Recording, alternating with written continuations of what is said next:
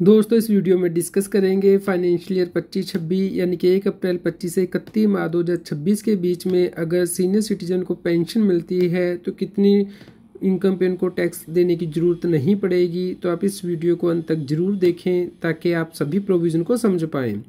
दोस्तों regular update के लिए सी सतबीर सिंह यूट्यूब चैनल को सब्सक्राइब कर लें ताकि आपको टैक्स के रेगुलर अपडेट मिलते रहें, आप टैक्स सेव कर पाएँ। दोस्तों 2026 में पेंशनर के लिए नई लिमिट है क्योंकि सरकार ने जो स्लैब रेट है वो चेंज कर दिए थे। तो दोस्तों इस वीडियो में डिटेल में डिस्कस करेंगे कि 1 अप्रैल 2025 से अगर आपको पेंशन इनकम मिलती है तो उस केस में आपके लिए टैक्स फ्री लिमिट क्या होगी। दोस्तों 12,75,000 रुपये तक आपकी इनकम टैक्स फ्री रहेगी, जिससे कि हम डिटेल में डिस्कस करेंगे।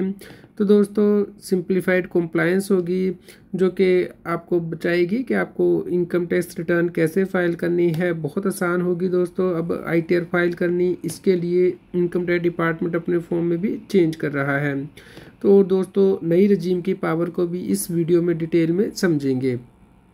तो दोस्तों सबसे पहले हम देखेंगे कि कौन व्यक्ति पेंशनर है, सीनियर सिटीजन है इनकम टैक्स एक्ट के अकॉर्डिंग, और इनकम टैक्स के रूल कैसे काम करेंगे, कैसे रिबेट आपको लेनी है, और दोस्तों आप मैक्सिमम बेनिफिट कितना ले सकते हैं, और आपको क्या एक्शन प्लान लेना है ताकि आपकी जो इनकम है वो टैक्स फ्री रहे। चेकलिस्ट क्या है जिसको कि आपको पहले ही तैयार रखना है ताकि आप टैक्स फ्री इनकम को क्लेम कर सकें।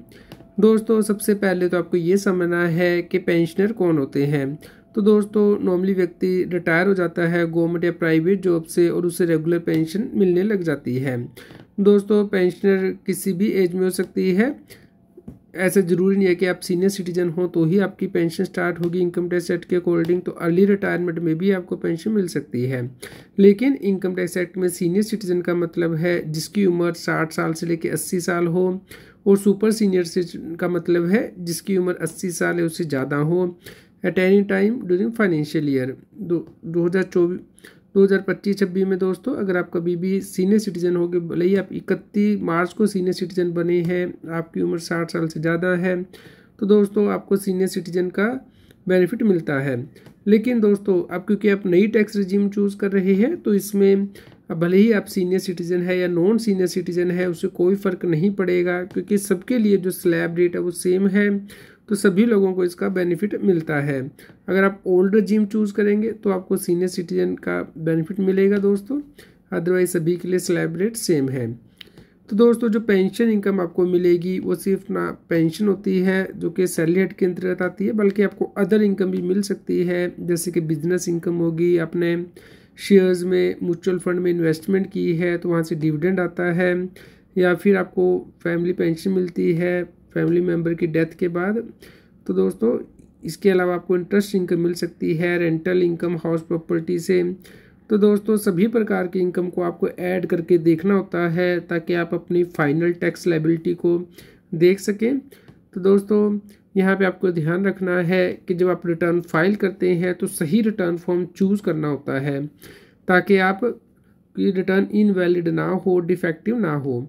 तो ज़्यादातर लोग तो ITR 1 ही फाइल करते हैं सहज। पेंशनर के केस में अगर आपकी टोटल इनकम 50 लाख से कम है और एक हाउस प्रॉपर्टी से रेंटल इनकम है तो नॉर्मली रिटर्न फॉर्म फाइल किया जाता है।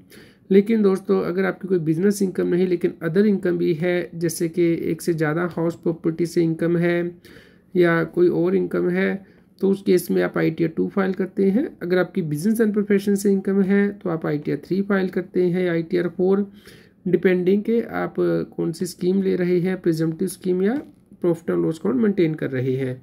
तो पेंशन के अलावा आपकी और भी इनकम हो सकती है। तो दोस्तों इस बात का आपको ध्यान रखना है कि सही ITR फॉर्म चूज़ करना है। हालांकि अब सरकार नए ITR फॉर्म 1 जनवरी 2026 से नोटिफाई करेगी, जिसके बारे में हम आपको अपडेट करेंगे, तो आप हमारे यूट्यूब चैनल को सब्सक्राइब कर लें। तो दोस्तों सरकार ने जो स्लैब रेट है नई रजीम के अंतर्गत वो बदल दिए हैं फाइनेंशियली 25-26 के लिए। तो 4 लाख रुपए तक तो कोई टैक्स नहीं है, लेकिन दोस्तों अगर आपकी पेंशन की टोटल इनकम 4 लाख से एक्सीड हो जाएगी, 8 लाख तक 5% टैक्स रहेगा, 8 लाख से 12 लाख रुपये तक 10% और 12 लाख से 16 लाख तक 15%। तो इस प्रकार दोस्तों जैसे जैसे आपकी इनकम पेंशन इनकम बढ़ेगी वैसे वैसे टैक्स के रेट भी बढ़ते जाएंगे। लेकिन दोस्तों यहाँ पे हम डिस्कस करेंगे रिबेट जो कि सरकार देगी आपको। तो दोस्तों बाय डिफ़ॉल्ट आपको नई रजीम ही मिलेगी, लेकिन अगर आप रिटर्न को फाइल करते हुए ओल्ड रजीम चूज़ करना चाहते हैं तो ये ITR फॉर्म में ही आपको ऑप्शन सेलेक्ट करनी होगी, तो ये आप ध्यान रखिएगा। तो दोस्तों सबसे पहले तो आपको अपनी टोटल इनकम कैलकुलेट करनी है। अगर वो 12 लाख रुपए तक रहेगी तो दोस्तों आपको 60,000 रुपये की रिबेट छूट सरकार देगी, तो इस प्रकार आपका टैक्स 0 बन जाएगा। तो दोस्तों आपकी टोटल टैक्सेबल इनकम 12 लाख रुपए तक होनी चाहिए, तो ही आपको ये छूट मिलती है। आपको यहाँ पे ये भी ध्यान रखना है कि 60,000 की छूट आपको तभी मिलेगी अगर आप इंडिया के रेजिडेंट हो गए। अगर आप NRI बन जाएंगे तो ये छूट आपको नहीं मिलेगी दोस्तों, और ये छूट आपको नई रजीम के अंतर्गत ही मिलेगी, तो इस बात का ध्यान रखिएगा। ओल्ड रजीम में 12 लाख तक की इनकम पे जो है वो टैक्स आपको पे करना पड़ेगा, क्योंकि वहाँ पे जो लिमिट है वो कम है, 5 लाख रुपए तक की छूट मिलती है, जबकि नई रजीम में 12 लाख रुपए तक आपको छूट मिलेगी। तो दोस्तों एक्चुअली 12 लाख से ज़्यादा की इनकम हो जाएगी आपकी, क्योंकि 12 लाख तो नॉर्मल टैक्सेबल इनकम होगी। 75,000 की आपको स्टैंडर्ड डिडक्शन भी मिलती है, क्योंकि आपकी जो पेंशन इनकम है वो सैलरी हेड के अंतर्गत आती है। सैलरी हेड में से 75,000 की डिडक्शन मिलती है, तो टोटल इस प्रकार इफेक्टिव जो टोटल इनकम होगी आपकी 12,75,000 रुपये तक आपकी टैक्स फ्री रहेगी।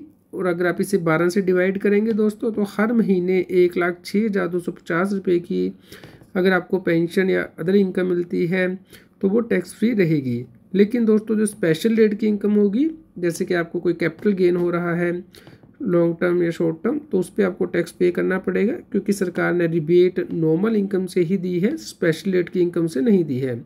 ये बात आपको ध्यान में रखनी है। तो दोस्तों जीरो टैक्स लायबिलिटी का मतलब ये नहीं होगा कि आपको रिटर्न ही नहीं फाइल करनी है। मान लीजिए आपकी इनकम 10 लाख है तो क्या रिटर्न नहीं फाइल करनी? दोस्तों रिटर्न फाइल करनी मैंडेटरी है अगर आपकी इनकम 4 लाख से ज़्यादा हो गई है।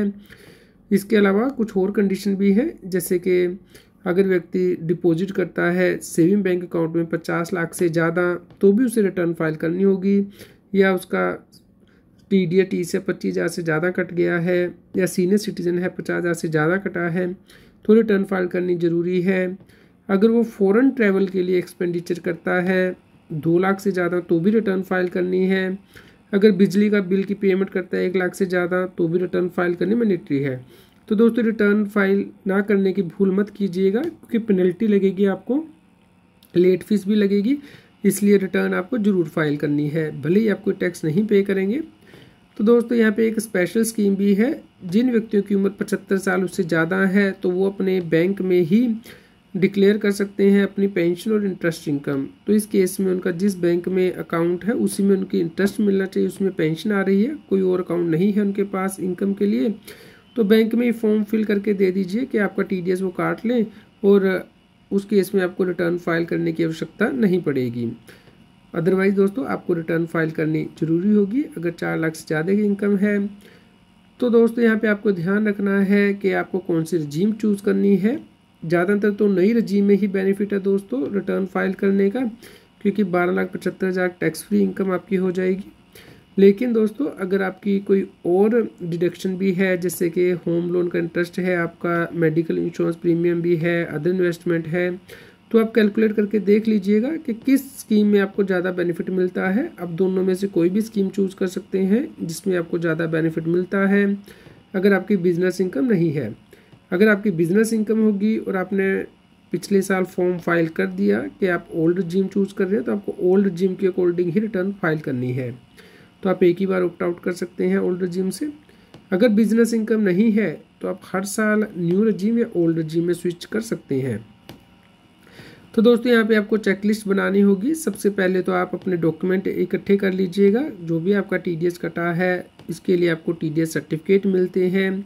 फ़ोन नंबर 16 चेक करना है, phone number 26 ES income tax के पोर्टल पे TDS की डिटेल आ जाती है, चेक कर लीजिएगा। उसके बाद सही ITR फॉर्म चूज़ करना होगा। और दोस्तों आपका TDS ही ना कटे, इसके लिए आप अपने बैंक को अभी से फ़ोन नंबर 15H दे दें, क्योंकि 12,75,000 रुपये तक टैक्स फ्री है आपकी इनकम। तो अगर वहाँ तक आपकी इनकम है, इंटरेस्ट इनकम है, पेंशन इनकम है, तो TDS नहीं काटेगा बैंक। ये फॉर्म फिल कर दीजिए। और दोस्तों आप अपने बैंक अकाउंट की स्टेटमेंट चेक कर लीजिएगा कि कहीं कोई आपकी इंटरेस्ट इनकम, डिविडेंड इनकम तो नहीं आपने मिस कर दी, क्योंकि अगर इनकम इससे ज़्यादा हो जाएगी 12,75,000 से तो आपको टैक्स पे करना पड़ेगा दोस्तों।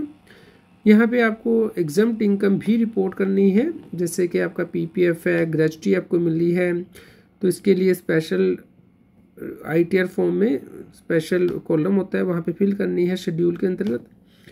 अगर आपने अपनी वाइफ को या स्पाउस को कोई अमाउंट गिफ्ट किया है तो उससे जो अर्निंग है, इंटरेस्ट अर्निंग, तो वो आपको अपनी हैंड के अंतर्गत ही क्लब करनी है, इस बात का भी ध्यान रखिएगा। और अगर आपको रिफंड मिला है तो उस पर इंटरेस्ट इनकम भी आपको ऐड बैक करनी होती है, अपनी रिटर्न में से दिखाना होता है। इसके अलावा दोस्तों आपको रिटर्न टाइमली फाइल करनी है ताकि आपको लेट फीस ना लगे। 1000 रुपया लेट फीस होगी अगर 5 लाख रुपए तक इनकम रहेगी, अगर 5 लाख से ऊपर होगी तो 5000 की लेट फीस लगेगी अगर आप टाइमली रिटर्न नहीं फाइल करेंगे। तो दोस्तों यहाँ पे आपको ध्यान रखना है कि 12,75,000 रुपये तक आपकी टैक्स फ्री पेंशन इनकम रहेगी अगर आपकी कोई और इनकम नहीं है दोस्तों।